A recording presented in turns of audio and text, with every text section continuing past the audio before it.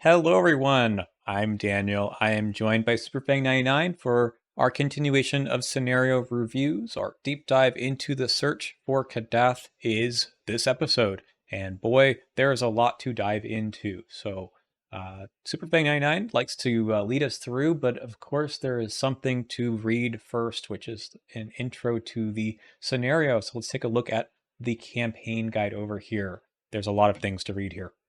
Indeed. Yeah, so last time we were here, we were already in Ulthar, I believe, and we wake up and we get to do some stuff. Mainly, we're gonna go visit the Temple of the Elder Ones in Ulthar and see what's up there. So immediately we have a little bit of a weird thing, which is one of these options actually checks if Luke Robinson is in your group, which is very interesting. Um, I believe it's all just flavor, but it's pretty nice. Yeah, it's cool. Like the whole idea that he's a dreamer, he should have been here already, right? Exactly. You know what this place is going. What's up with this place, right? Um, anyway, so the real thing that happens is, if you recall in the first scenario, at the end, you either parlayed with the Zoogs, or if the cats were able to collect their tributes from the Zoogs, there's a little bit of a branch here. So if you parlayed with the Zoogs, you go to intro 5, and you need to figure out what you want to do with the temple. No one's there to greet you, so you can either leave and just go straight on to the scenario, or you can force your way into the temple. And if you do so, then you are requested to record that in your campaign log, which may come up in just a bit. That being said, when you go into the temple, and also if you collected your tribute from the Zoogs, you basically get to go into the temple for free. So that's nice. The cats let you in. When you go into the temple, you speak with their high priest, and he instructs you on how to on seeking of unknown Kadath, which is going to be how you're going to get out of here, and also what might be going on. And you leave with one evidence of Kadath tally mark next to you, recording your campaign log, and that's going to be kind of what's going to be used on this side of the campaign, at least, to track some progress. The more you have, the better, and will help you in the last scenario. All right. Some final thing is in here, which is weird to say because it's like it checks if you parlayed with the Zoogs again and or collected if the cats collected their tribute. But basically, if you force your way into the temple, meaning that you parlayed with the Zoogs, you also get another evidence of Kadath and 2 experience. So there's like some weird stuff going on. I honestly couldn't tell you exactly what happened without reading it myself, but Yeah, there's a lot there's of some story stuff. here, which is going to be very true for the rest of this scenario. Yes. And if you know about the Search for Unknown Kadath, like the story, then probably this is way cooler and more interesting because there's a lot of lore to dig through. Indeed. I do not know this story outside of this scenario, so a lot of it is just reading, and I'm like, okay, there's a lot of stuff, but Yeah. without knowing the references fully, it's hard for me to fully enjoy it, I think. I think one of the best parts is from someone who's never read any of this stuff is that all of the names are just really cool to say. That's Like right. yeah. Have you Dylath ever been Lean, to I like that one. Zulanthek? All right. All right. So we have a setup to do. Yep. So we're gonna set up some 3 locations here, and the important bit is that all of the locations in this scenario only have one side. They all start revealed, and on their backside is some story text that can be resolved via the new veiled keyword. Um, Basically, if there's no clues on a location, you can just, as a free trigger, flip it over and resolve its text. This is pretty much identical to the scenario Dim Carcosa, the last one in the Path of Carcosa, where you could flip it over. Except now they put it on a keyword, which is nice, and they should do this more. I love it. Yeah, so it's on every location. So the story here, of which there's a lot, they've compressed it into one scenario yet again, is primarily driven through, I would say, the veiled keyword, the story text Yep, on the back. exactly. All right, yeah, and we start in Ulthar this time, and we'll go through, and we're going to be building our map progressively as we go venture into the unknown lands of the Dreamlands. But for now, this is Ulthar, I guess. This, Um, yeah, is it Sky? I guess is the all of these yeah, keywords. I think so. Yeah, Yeah. Okay. and yeah, Shall we get some clues and flip over this first location? Let's do it. All right. So we have a few things going on here. First, if this all of this is really funny. If the cats collected their tribute from the Zoogs, the cats come and pile up on you, and their cuteness kind of stops you from doing anything for your turn, which is hilarious. So you lose all remaining actions and end your turn. However, if the investigators force their way into the temple, which as a reminder that's if you parlayed with the Zoogs and forced your way in, which is how you did that. Then a enemy spawns, the Cats of Ulthar. They spawn engaged with you. Boom. Victory 1. Victory 1. Only 1, 1, and 1. They have swarming too, of course. There's going to be 3 total of them. Whenever you reveal a chaos token while attempting to evade this enemy, reveal an additional token. Okay. The first time an investigator defeats Cats of Ulthar or one of its swarm cards, just as a reminder, you add 3 more cards to the host and record in your campaign log that investigator has broken the law of Ulthar. Don't you know you're not supposed to harm cats in Ulthar? That is part of the story. Yep. I love how there's also only one. There's like 2 white cats in there, and then the rest of them are black cats. Oh, that's right.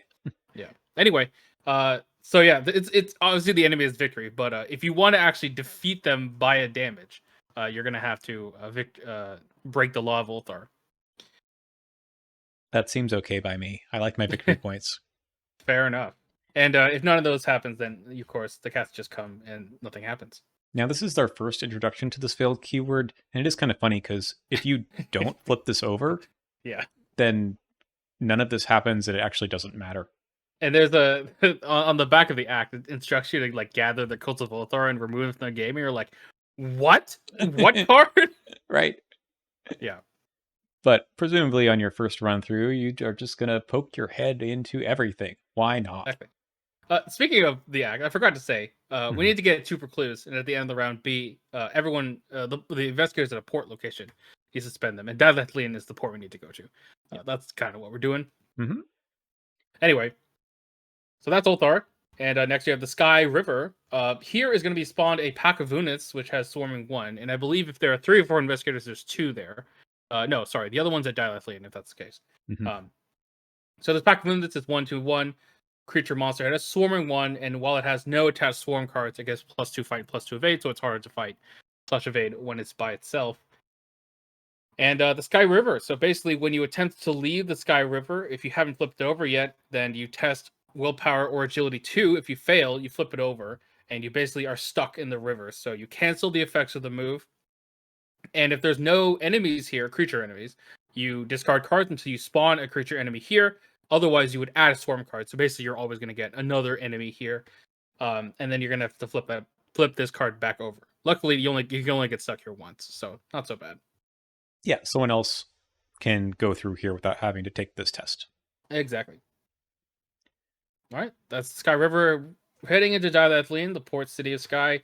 This has Veiled, of course. Creature 1 per. Spend as an action. Spend a resource. You can look at the top 6 cards for an item asset and draw it. That's not bad, I guess. I guess if you wanted to find a weapon, then you're having trouble, I guess. Mm-hmm.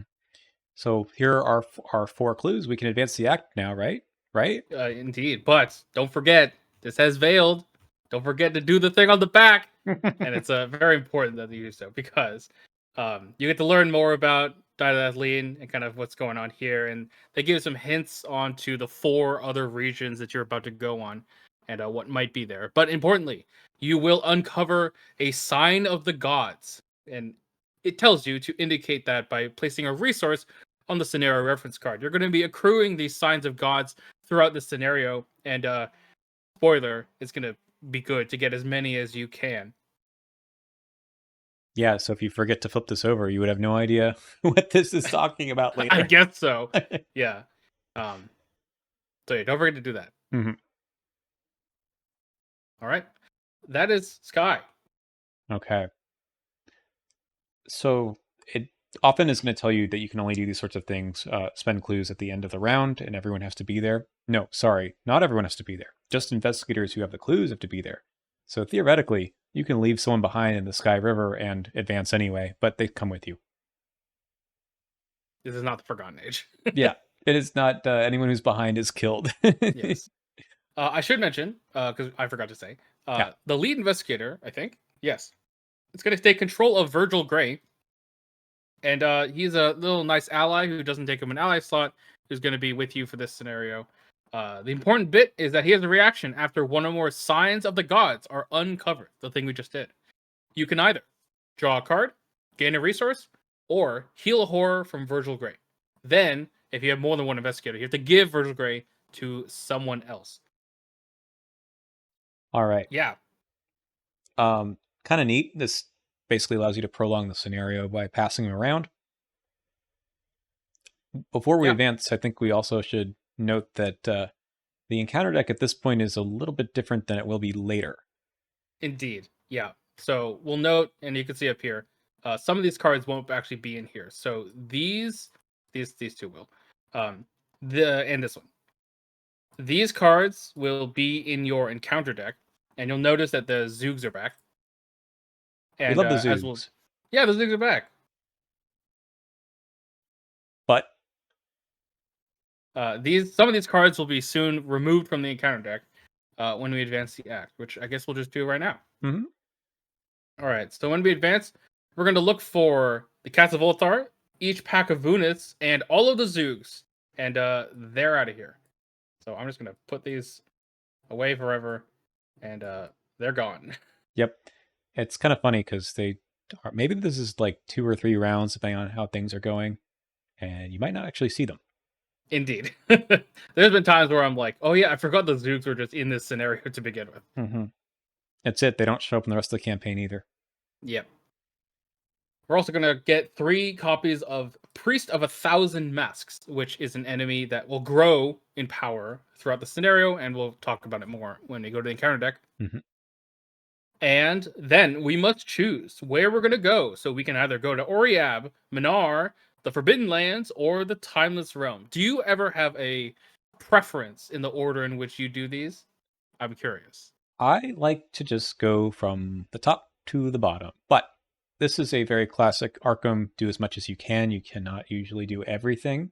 Yeah. So some amount of replayability comes from picking a different one you want to do in a different order, but they're not all equal.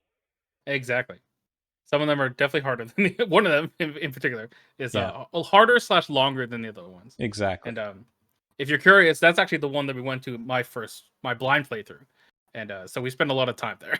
Oh, well, it is still sort of fun to play each of these, but just sort of discovering what each of these lands have to hold. So it tells us to resolve the setup in the campaign guide. Yep. And we can do that as well in TTS by clicking on one of these buttons, but this campaign guide will instruct us how to do so. So let's go to Oriab, shall we? Yeah. So you always will lose all of your clues. You put all of the locations with victory into the victory display and put some new locations into play. In this case, we also get some Night Riders. Correct. We might get 2 if there are 3 and 4 investigators. One of them might be in the Nameless Ruins. Mm-hmm. And we're going to go to the Isle of Oriab, our act. All of the acts are effectively exactly the same. Our objective is to get 10 signs of the gods. And if you do so, you go to R1. Spoiler alert, that is extremely difficult. I have never done that. Never done it either. You don't need to. You can also just resign because each of these have a resign ability.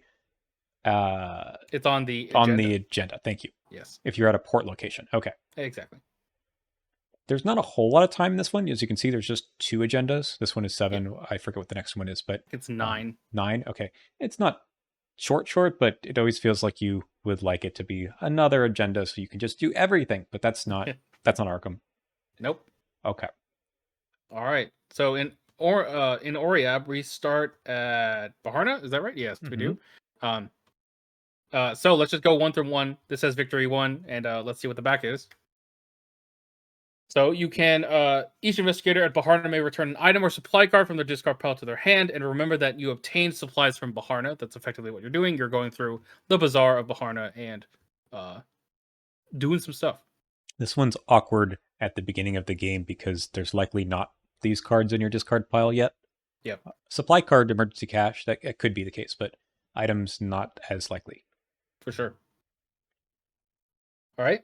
Let's go to Mountain of Granic. There is a Night Riders here, but There is also victory and a force effect after you enter Mount Nagranic or discover one or more clues in Mount Nagranic. If the investigators have not obtained supplies from Bahana, you test combat or agility 3. If you fail, you lose all your actions. So getting supplies is probably a good idea. Mm-hmm. It just basically slows you down a bit. I don't mind this sort of effect, but it's almost like, okay, what are you going to do? Not get the victory points here on the two-child location? Yeah. Okay. All right. And you have the likeness of old. You get to the top of Mount Nagranic, and you recover one sign of the gods. And we're also going to get one copy of the Tenebrous Night Gaunt into the encounter deck, and we'll see what they look like later on. Mm-hmm. Cool. We did one of these things. So the objective Yeah. in most of these is to get one or two. I don't know if any of them have 3. Some of them have 3. Some of them have more than 3. Ooh, yes. Okay.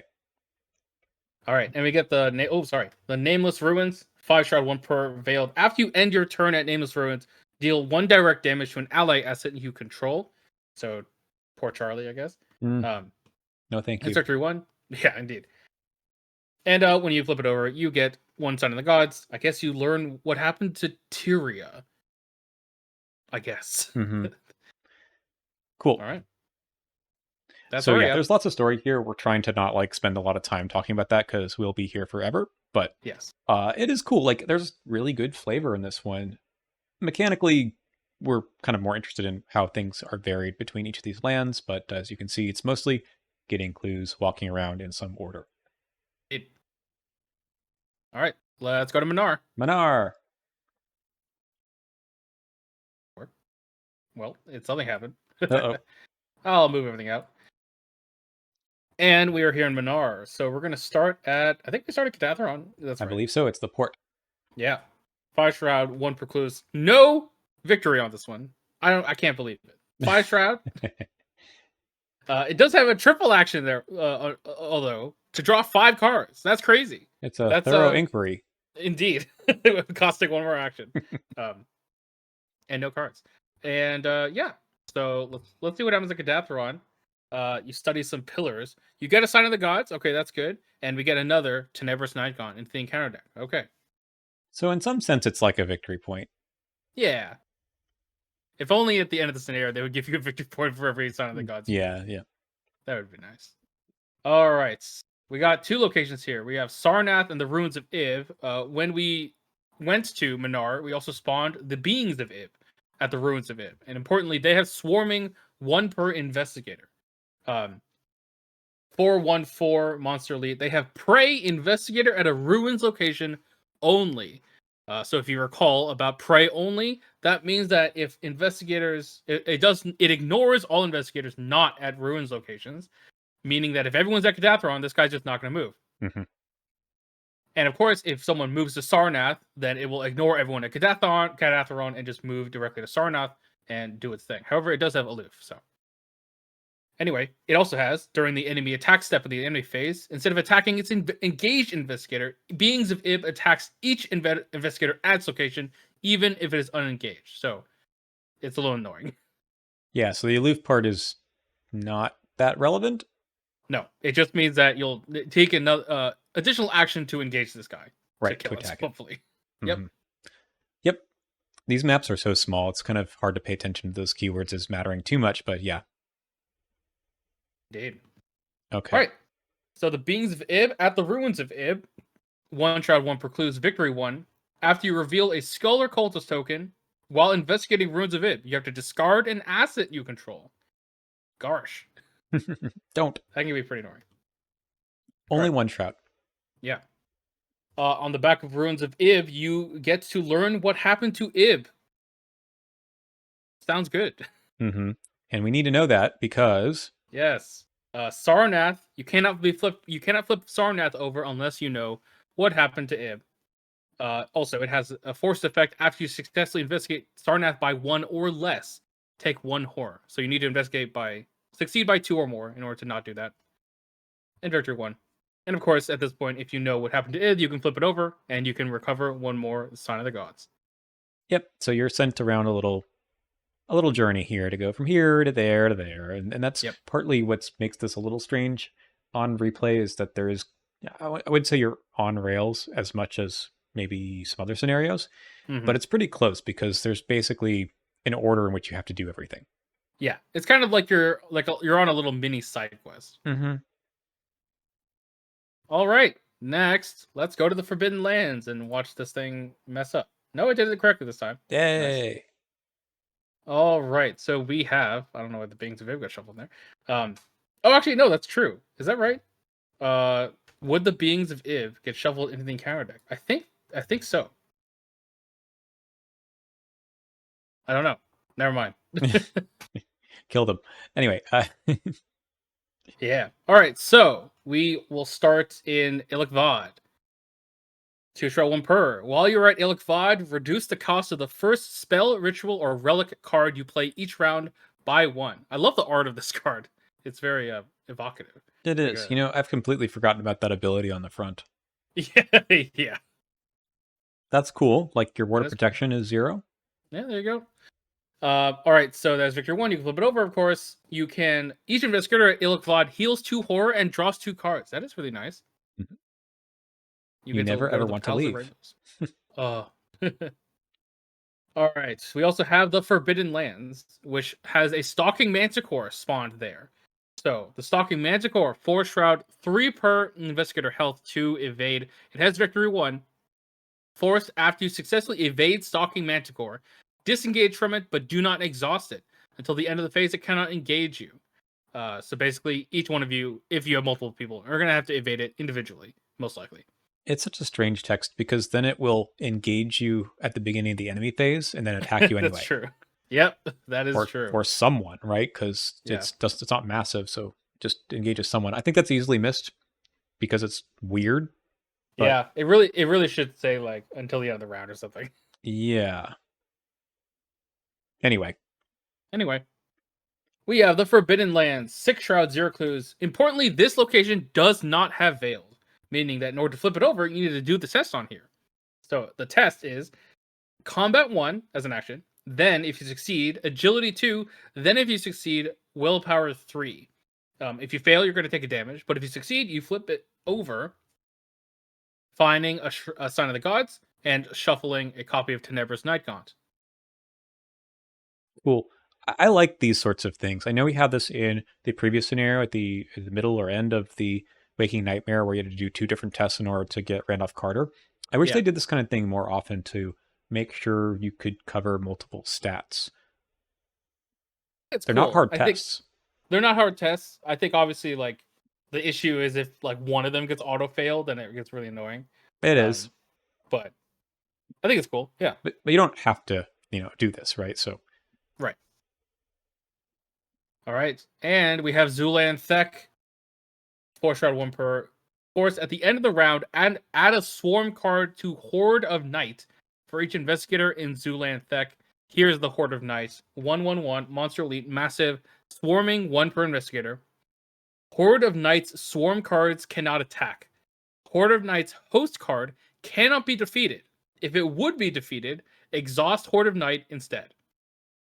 Okay, I have a little story. Okay. So during our blind playthrough, I don't think I said this, but perhaps one of my players said, oh, "Okay, so we can't defeat the Horde of Night. It's gonna just like stay here and be annoying."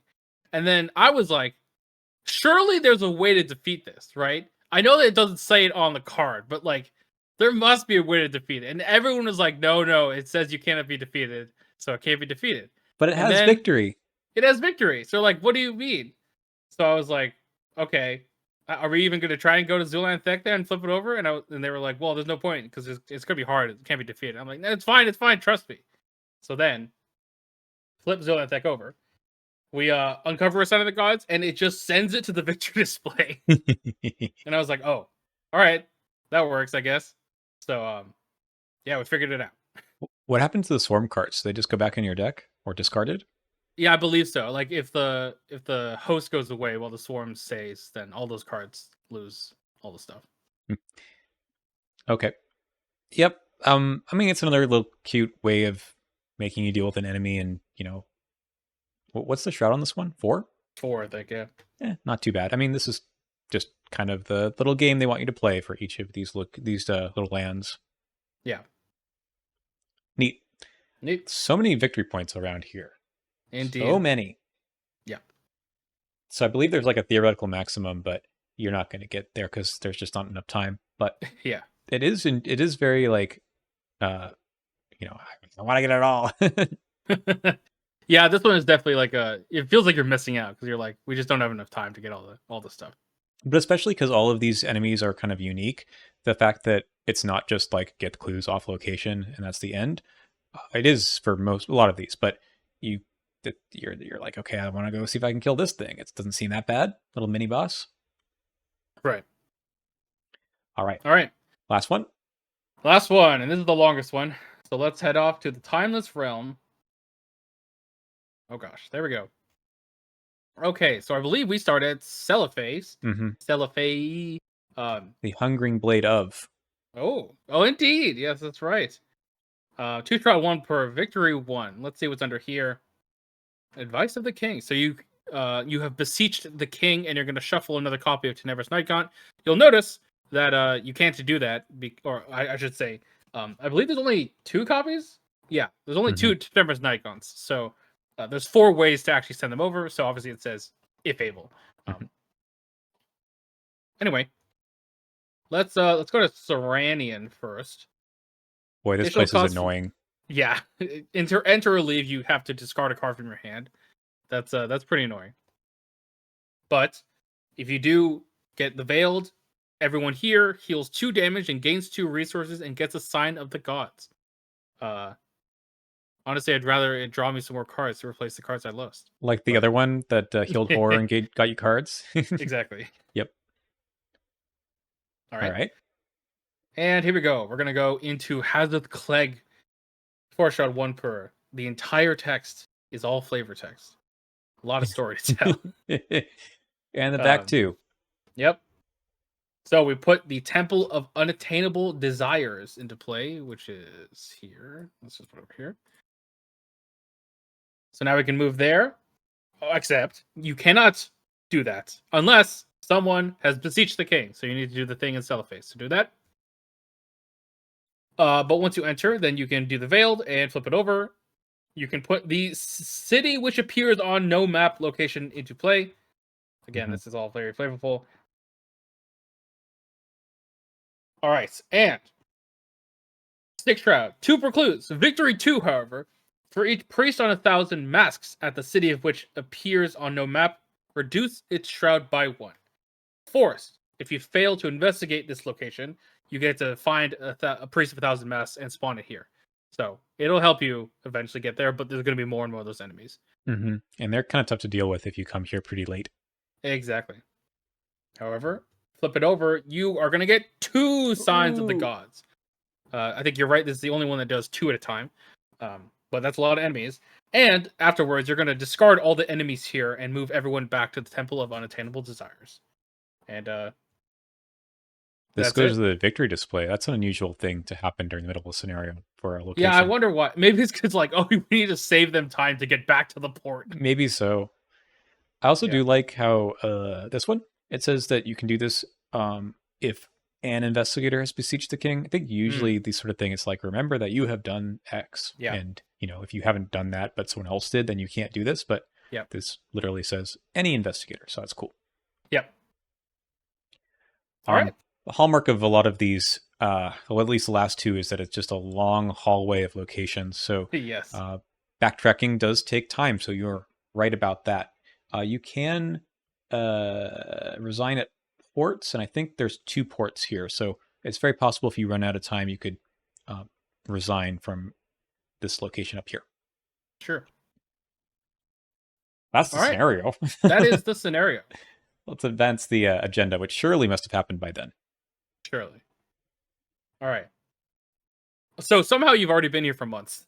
I mean, the scenario is very long. Yes. It definitely messes with me when it says that, because I'm like, what are you talking about? But it makes sense if you just adjust your time frame for how much a round is. But whatever. So anyway, months have set forth, and we're gonna get 2 enemies, the Corsair of Laying Enemies, shuffled into the encounter deck. I think they're over here, and we'll talk about them, of course, later on. Sure. And yeah, indeed, 9 at the last agenda. Yeah. What happens if What you else? don't resign? Good question. Everyone is defeated. No trauma, but everyone is defeated. Hmm. And I do believe this matters in the uh, resolution for the scenario. It does indeed. So Shall we look at those? yep. So, each investigator who is defeated, you have to list their name as being captured.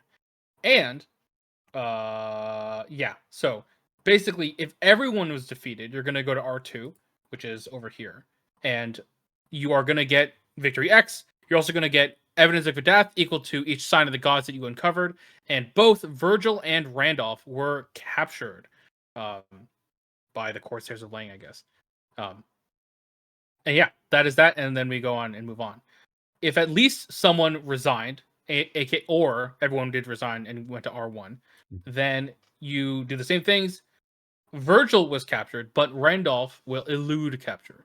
I don't think it's possible that Virgil didn't get captured. I don't know. I honestly don't even know why they have that recorded, but they That's did. true. Yeah, you have to. Yeah. Yeah. So basically, Virgil Gray is always going to get captured, but Randolph may or may not get captured. And yeah. And where have they been taken to if they're captured? Good question. Did they tell you? Actually? Yeah, in the resolution here it says they've been taken to the moon. Oh yeah, the moon. The moon. Okay, Yeah. that's a bizarre part of this whole scenario. They'll get bait is, where are you going? Yeah. Yep. But I guess that's it. That's it. Let's talk about the scenario reference card before we do anything else. This is the first time that we've run into the tokens that might help you. Yeah, that's right.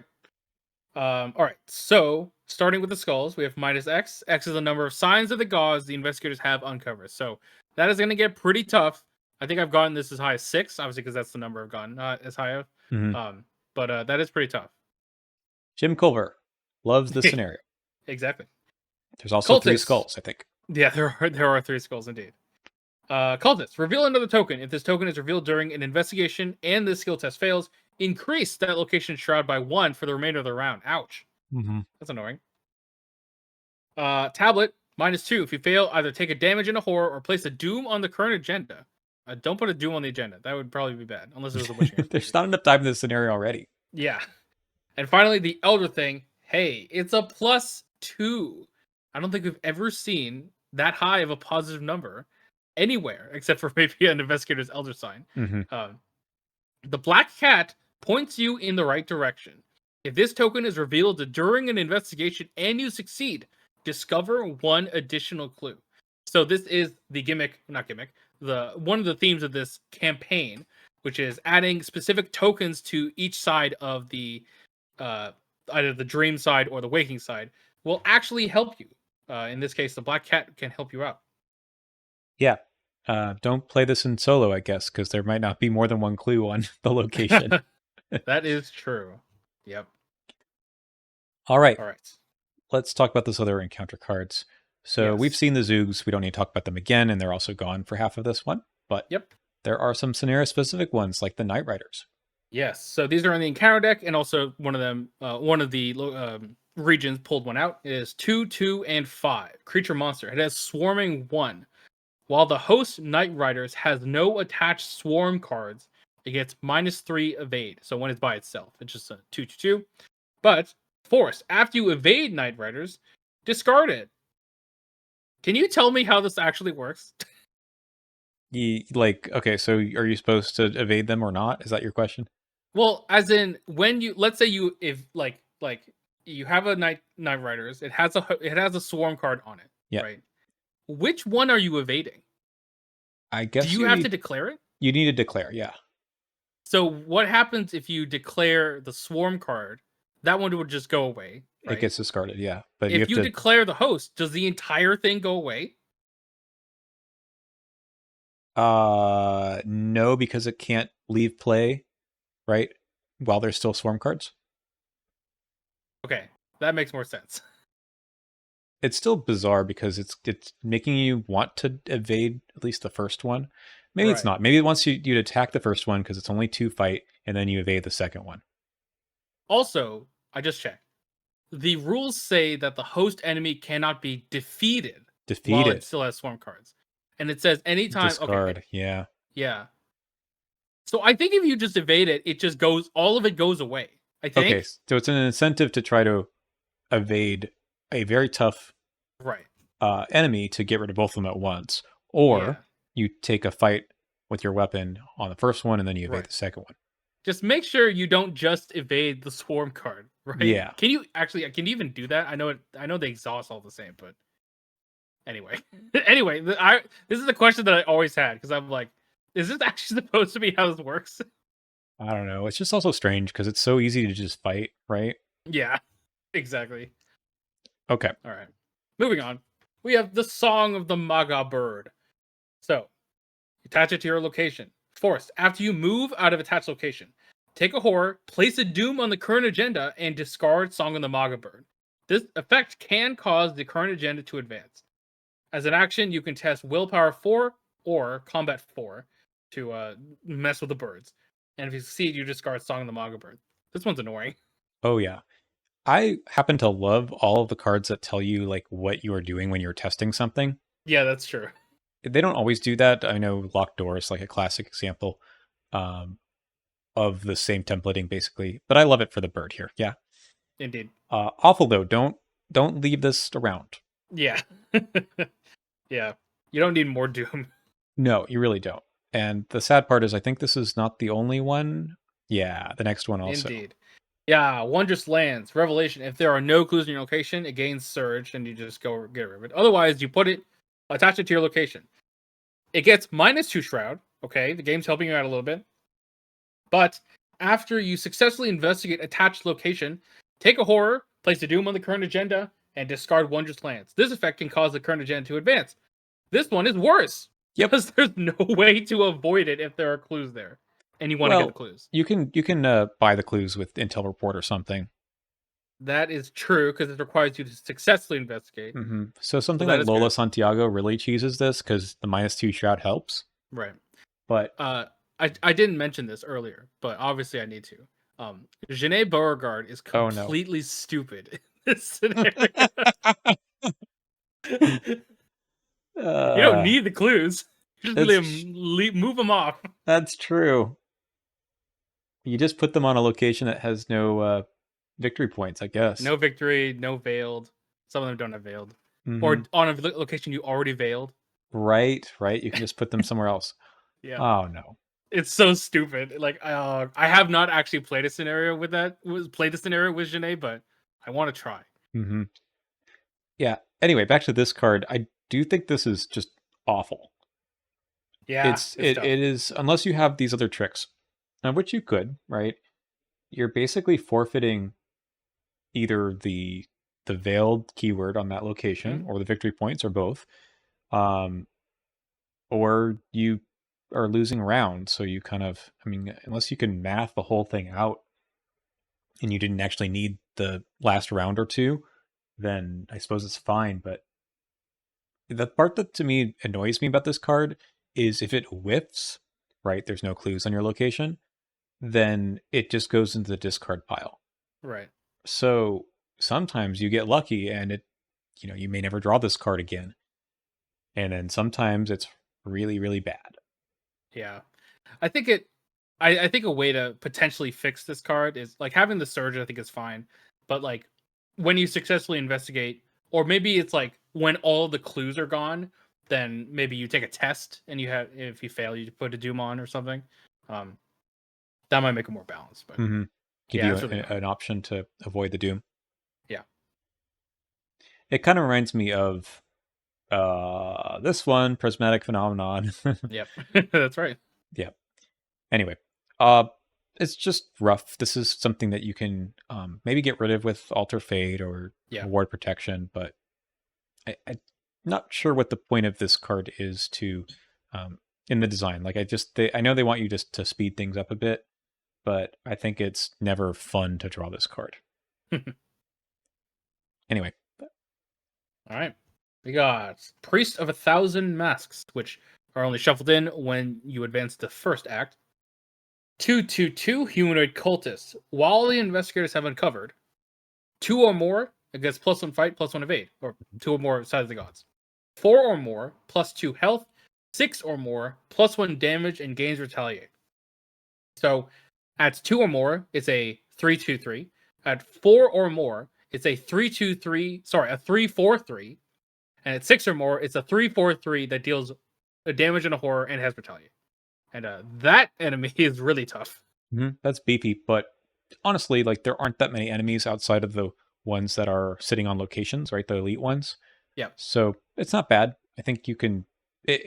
So once you get to 6, right? That's you're probably on your way out. Yeah. And there's a reason that I've never gotten higher than 6, because when you get to 6, the skulls are 6. This guy is huge, and like you already have very little time. So yeah, at this point, you're probably like, okay, we're done. All right, the Tenebrous Night Gaunt. Yeah, a 4/4/1 monster Night Gaunt with Hunter. Forest, when Tenebrous Night Gaunt leaves play as a result of an axe setup, set it aside. It keeps all tokens and attachments, and after resolving the axe setup, you put it back into play at any city location. So normally, when you advance the act and move to a different region, all of the enemies get discarded. The Tenebrous Night Gaunts, however, will follow you around, basically, which I think is really cool flavor. Yeah, so what you do is you just hit him with a melee weapon, play your Grievous Wound, and let him just die. Let him die, or put the one of the rots from the Rod of Yes. Carnimagos on him. Exactly. Yeah. Okay. All right. The Corsairs are also new to this scenario. Yes. So we have these two cards that are in the Encounters deck from the beginning. Hunted by Corsairs. You attach it to the current act. When the act advances, each investigator takes 2 damage. And the act gains, as an action, you can test 4 intellect to outwit the Corsairs, or 4 agility to sneak past them. And if you succeed, you of course discard Hunted by Corsairs. Cool.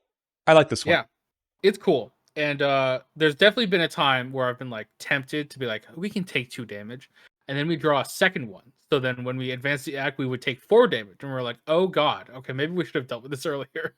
Yeah, so I believe, let me go back to the axe. So you can resign in the middle of a turn, right? No, that's the end of the no. When can you at the end of the round, sorry. Yeah. Okay. So to me what the Hunted by Corsairs one is it's a sneaky extra action into your plan of everyone getting to a port at the end of a round, by the end of the round. Yep. And sometimes you're like, well, we can all get there, but we're all taking 2 damage, and sometimes you have to factor this in. Good card. Yeah, it's a cool push and pull there. All right, and we got 2 more enemies, the Corsairs of Lang, which just shuffled in after the first agenda advance. 2/4/5 humanoid monster. It spawns nearest city or surface location. Some of these maps don't have those like further in. I think like these 2, for example, the Temple of Unattainable Desires is a temple, and this is a city, but this is a temple, for example. So if you were here, you'd have to spawn it here or there, I guess. Anyway, surface location. What's a surface location? Oh, good question. Aren't we all on the surface right now? Alert. Forced. After Corsair of Lang attacks via its alert keyword, it gets -3 evade for the remainder of this phase. Or the phase. Don't evade it. Yeah, it's got 2 fight. Yeah. just kill it. Just kill it. All right. Those are all of the new cards. We have some returning cards. We have the Whispers of Hypnos, aka Footbad. Footbad. Coming back. You might need Foot a little bit. Yes. We have the Dreamlands Eclipse and the Prismatic Phenomenon. Dreamlands Eclipse is pretty okay, actually, I think. It's fine. As before. The Prismatic Phenomenon, I think, as we said before, it can get annoying, but I think for me, the most annoying part of this is that it eats up one of the clues that you discover. That's true. Yeah. Thankfully, the shrouds are fairly low in this. Wait a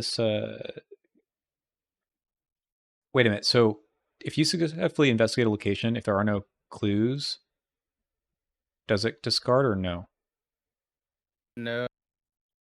Is this the same? It's the same wording as Roland's weakness, right? What is his weakness called again? Cover up. Cover up. When you would is actually. When you would. No, that's right. So this doesn't actually. Where is it? It does replace Wait. It's How does this work replacing again? the effect of investigation. Yes, because right. So that's right. The cover up, the condition for the reaction is when you would discover one or more clues. Right. Meaning that if you don't discover any clues, then you can't even trigger it. But the reaction, the forced trigger is after you successfully investigate, so it would still trigger that. Okay, so just go find a 1 or 2 shroud location, and maybe Yeah. someone can help you pass. Yeah, I think so. Yeah. All right, and then we got the calling mists and the laws of Yigoroth back. Now this one is only shows up, I think, as the result of an act setup. Is that right? Yeah, I think so. Yeah, is it? Good question. It was in the it was in the thing. I think it might shuffle in. Yeah, shuffles in from the Timeless Realm. Okay. Yes. Okay. When you go there, you shuffle in the calling mist. All right. So if you want that extra victory point, you have to go there. Yeah. Okay. That's interesting. Have we done it? Have we searched? Have we found Kadath? I think so. I think we have found everything having to do with Kadath. There's a lot. It's fun. I mean, this is a fun one to play, especially on your first run, because there's so much to discover. And your second or third time, you probably didn't discover everything those times, so more to go look at. Indeed. So that brings me, of course, to our rankings. Ta-da. All right. I guess I made my comments already known here. I think this one is interesting because the replayability is pretty high until you find all the things. And even so, when you replay it, you can do it in different orders. I think there's just so much depth in all of these that's still like pretty good. What do you think? Yeah, I think that, as you said, like, it really does take a few plays to actually go through all of them. At minimum 2. Like, it's literally impossible for you to do all of it in one. Mm-hmm. So you have to go through it at least twice in order to see all the stuff. Of So course, much content. Yes, exactly.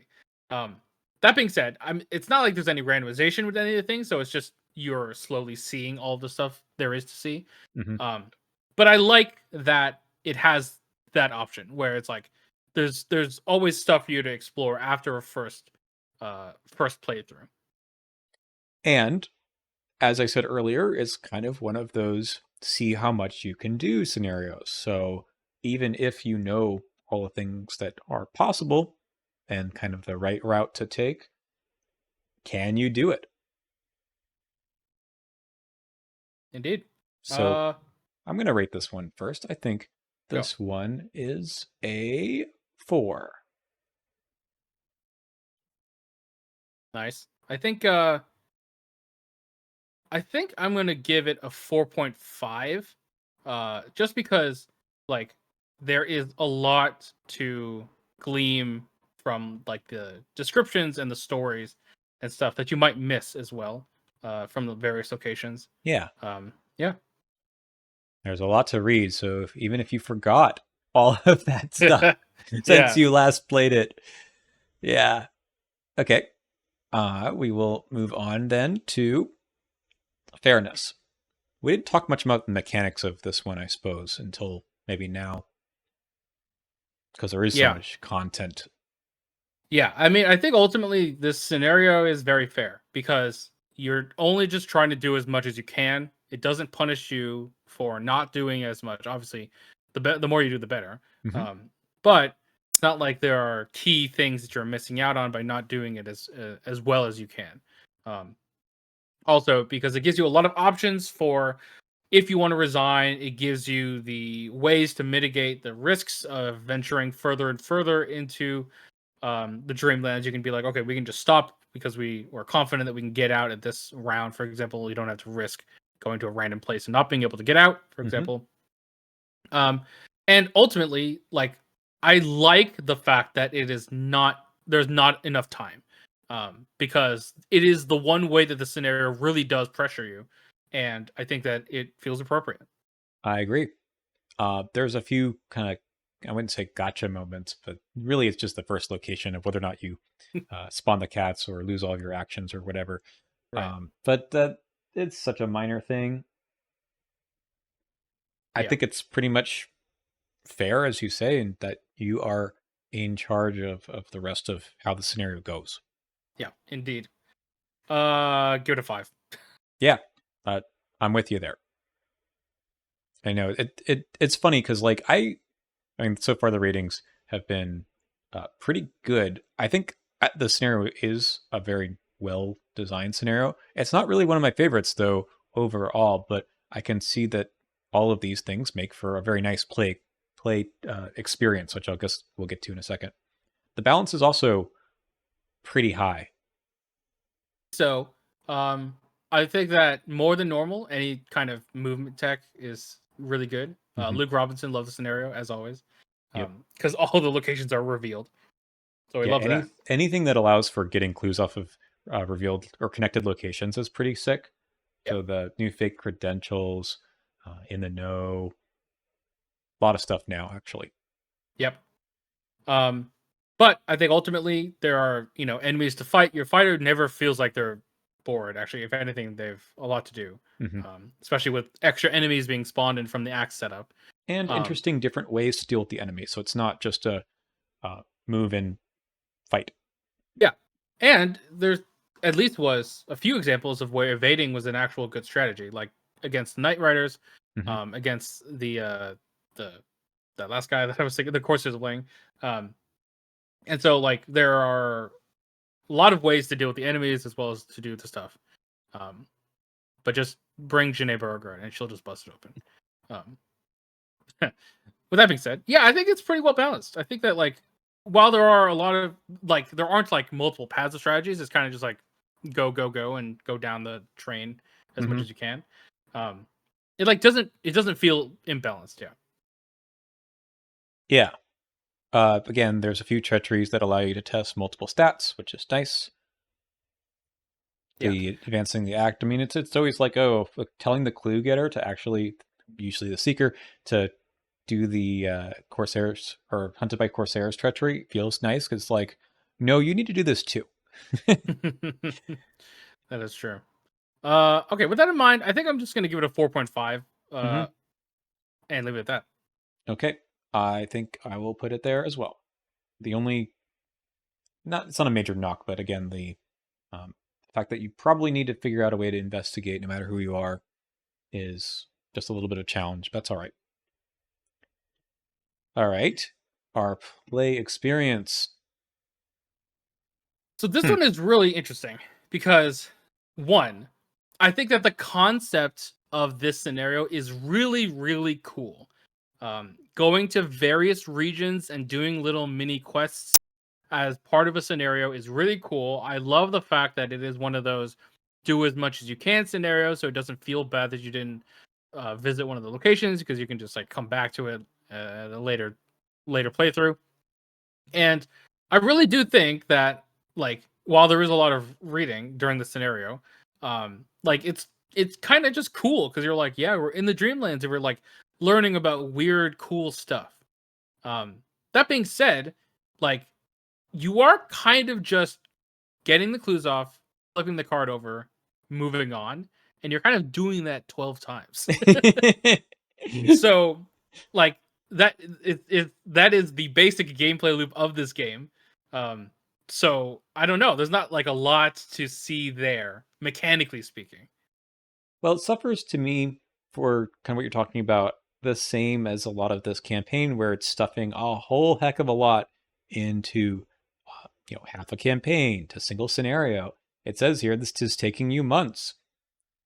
I almost wish there was not more time in the scenario, but if they broke it up a little bit, like I get why they have that part at the beginning where you're at Ulthar, but you know, the Arkham is better when it tells the story not just through the story cards, right?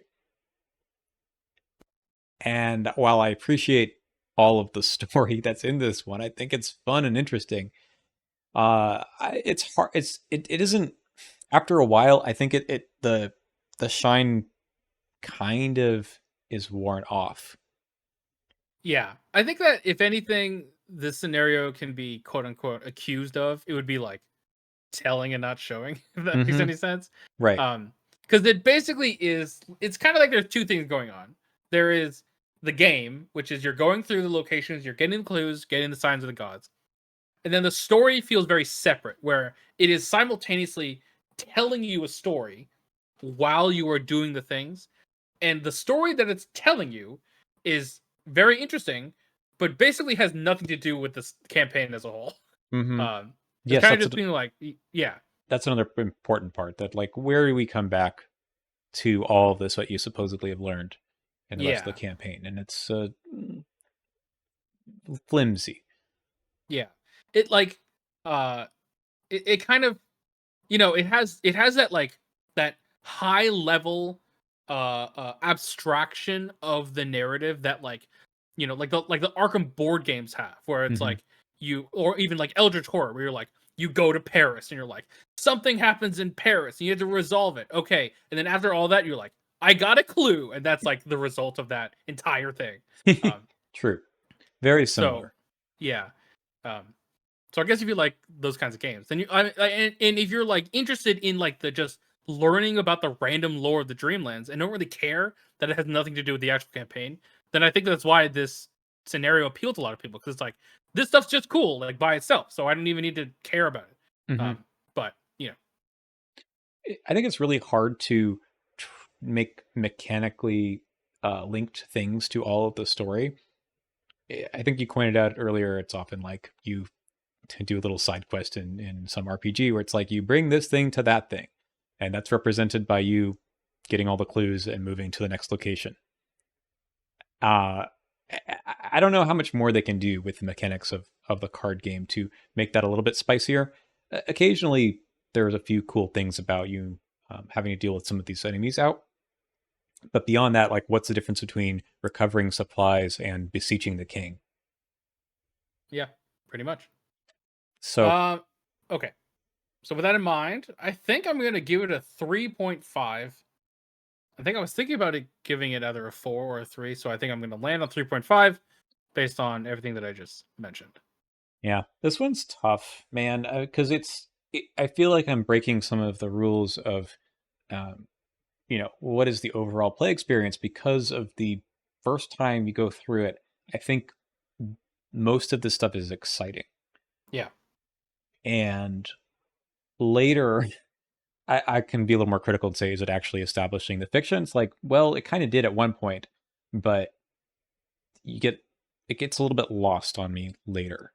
And Right. the gameplay loop itself, you see it for what it is, which is not particularly new or interesting. Yeah. And yeah, and I think ultimately, I think you're right that the thing that really brings it down is the fact that the gameplay does get kind of tired when you do it over and over again, because it definitely just feels like you're doing the same thing over and over again. Um, yeah. And it's not just, walking through hallways. I do think there's some cool mechanical things of like, when you move and all that. But I think I'm going to go with 3.5 also. I really want to put it higher just because the first couple times you play is really quite neat. And it has this overall, how many things can you do? But I'm a little like, I like the veiled keyword. I like the story cards. I just wish that they did a lot more with them rather than so like I think Carcosa, you brought up Dim Carcosa as being the first time we saw this idea. I feel like it was much better used there.